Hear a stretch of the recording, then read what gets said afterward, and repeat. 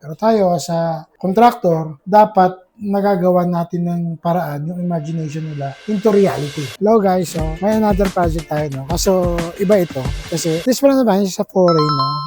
I-has help sa atin. Pero sa gravity kasi nung gagawin natin, hindi ko na siya kinontrata. So we're here to oversee, to manage and everything. So parang hinahin yung expertise natin para magawa ng tama yung mga knowledge nila. Yung mga grupo nandito, 1 month pa lang sila. So sumunod din sila ng mga problema ng mga naunang nagawa. So ngayon, samahan nyo kami, iikot ko kayo kung ano yung mga naging problem and pag-uusapan namin na may-ari kung paano natin naayusin yung mga bagay-bagay, no? So kasi yung mga ganitong bagay, medyo syempre naaawa lang ako, no? So, lalo na sa mga foreign designers, so beware talaga. This is the difference talaga nung mga nag-hire kayo ng professional like us or ipapagawa nyo lang sa iba. Marami yung magagaling na tao dyan, pero hindi lang sila nabibigyan ng proper instructions, kaya medyan pumapangit yung gawa nila. So samahan nyo ako, tignan natin yung mga trabahong gagawin natin dito. Isang malaking problema dito, ang electrical system nila. So, unang-una, masyado siya mataas. Bababa natin yan. And then, ito, pinagtataka ko, ang laki ng wire nila. 38mm bahay lang ito. So, yan, ititrace natin yan, naayusin natin lahat, gumagana ba lahat, no? So, yan ang isa sa mga major concerns ni client.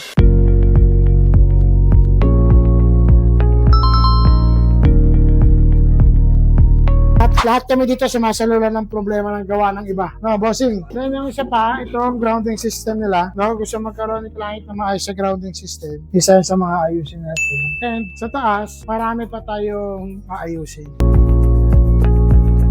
May mga konti tayong aayusin dito. Titignan ko kung tama ba yung mga electrical na exposed. Yan, aayusin natin. Marami talagang problema dito sa electrical. Then ito, kung familiar kayo, yung parang hagdan na umiikot. Yan, double check natin yan, ayusin natin yan. Then the glass works. No, ito mga salamin ito. Double check natin. And then yung mga sliding. No?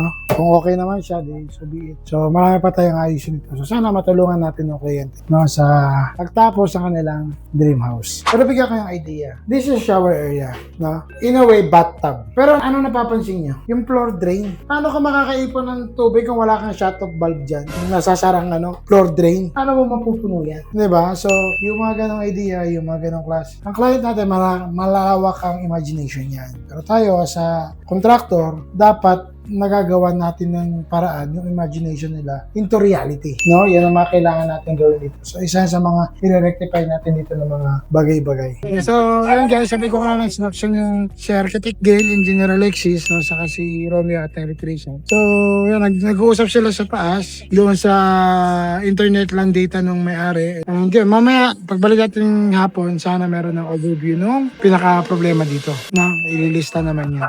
And, yeah, thank you.